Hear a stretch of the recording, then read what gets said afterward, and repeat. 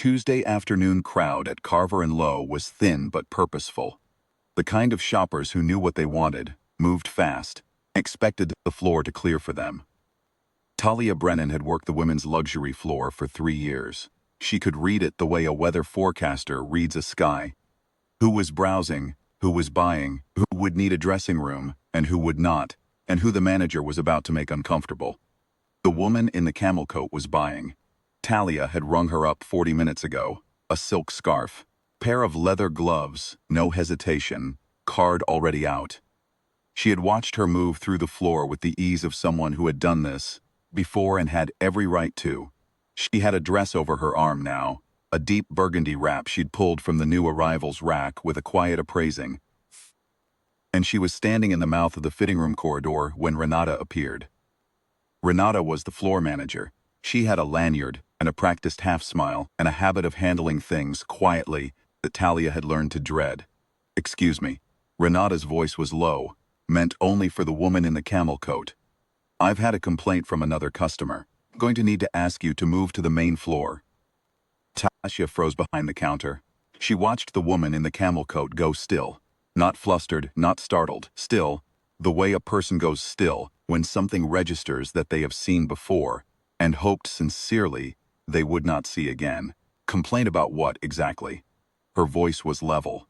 Not challenging, level the way a good question is level. Tone of someone who expected a real answer and was prepared to wait for one. Renata's half-smile held. "I'm not able to go into detail. I just need you to step back toward the main floor so we can resolve the situation." Across the floor, near the cashmere display, a woman in a pale blazer was watching with the alert, satisfied expression of someone who had set something in motion. Talia noted her, noted the direction Renata had come from, put it together and looked away, ashamed of looking away. "I have a receipt," the woman in the camel coat said. She unfolded it from her coat pocket, smooth, unhurried, and held it out. "2 items, paid in full, 40 minutes ago. This is the fitting room. I'd like to try on this dress." "I understand that," Renata said. "This isn't about your purchase. There's been a concern raised about your presence in this area, and I need my presence." 2 words. Quiet as a closed door. Renata pressed forward. "I need to ask you to move, please, or I will have to ask you to leave the store." Set down the folding she had been doing. She was not sure exactly when she stopped pretending to fold. The woman in the camel coat had not moved. She was standing in the mouth of the fitting room corridor, with her receipt in one hand, and the burgundy dress over her other arm, and she was not raising her voice, and she was not going anywhere.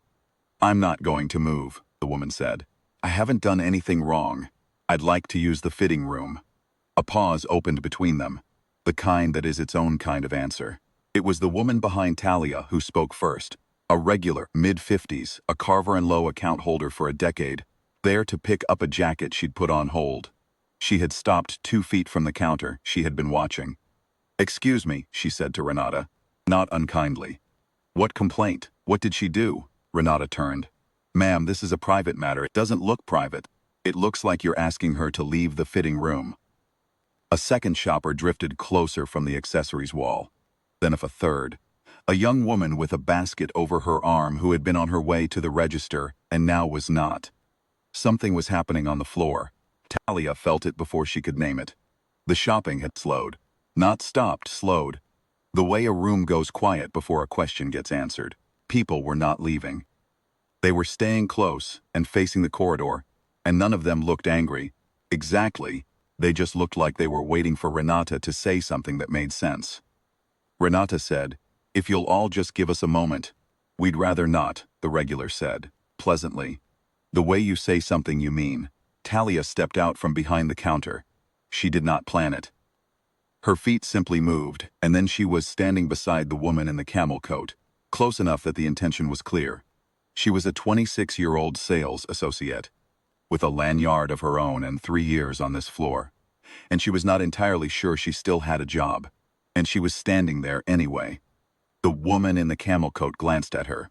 Brief look, grateful, and something else, something older than gratitude. "My name is Denise," the woman said, to no one in particular, and to everyone. "I'm an architect. I've shopped here for 6 years. I have a receipt in my hand. I would like to try on a dress." She was not performing. That was the thing Talia wouldn't forget afterward. She was not making a speech or a scene. She was simply telling the truth in a room that had gone quiet enough to hear it. The woman near the cashmere display had stopped looking satisfied. She was looking at the floor. Renata was still standing in the corridor entrance, but she had the look of someone whose plan had run out of road. The floor around her was full of people who were not shopping and were not leaving, 12, 14 of them, standing in the natural, unhurried way of people who had decided to wait. That was when the general manager appeared. His name was Mr. Paulson. He was a trim man in his 60s, who had managed this floor for 11 years and knew, the moment he stepped off the elevator, that something had shifted in the air. He walked the floor on instinct when it went quiet like this. He was reading it as he crossed the room. He took in of shoppers. He took in Talia, standing beside a woman in a camel coat who was holding a receipt and a burgundy dress with the patience of someone who had been waiting long enough. He took in Renata's face. "What's happened here?" he asked quietly. No one rushed to answer. It was the regular, the account holder, the woman with the jacket on hold, who said plainly and without drama, "Your manager asked this woman to leave the fitting room. We'd like to know why." Paulson looked at Denise, at the receipt, at the dress, at Renata. "Show me the complaint log," he said to Renata. Low, measured. Renata did not produce one. There was a long moment. The floor held its breath. "Is no complaint log," Denise said. Not triumphantly, just truthfully. "There's a customer by the cashmere display who didn't want me in this area. Your manager acted on that." Paulson crossed to the fitting room corridor.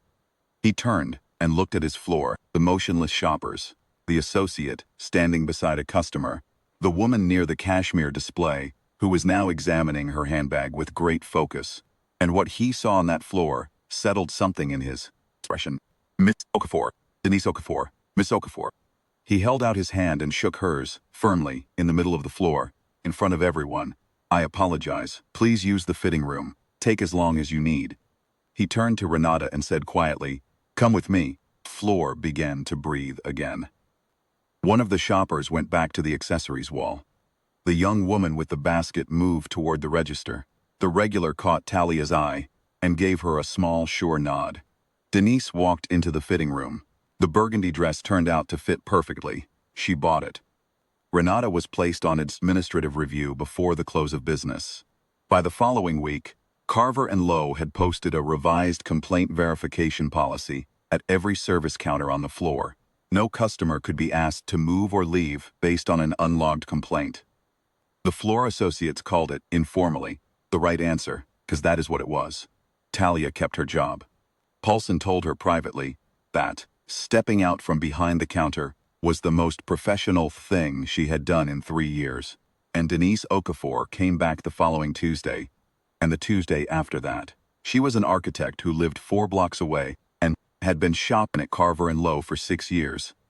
Had brought her mother here, her sister, a friend's birthday, a dozen quiet errand afternoons. She always had been. The store simply needed to catch up to that fact. And now, because a floor of ordinary people had refused to look away, it had.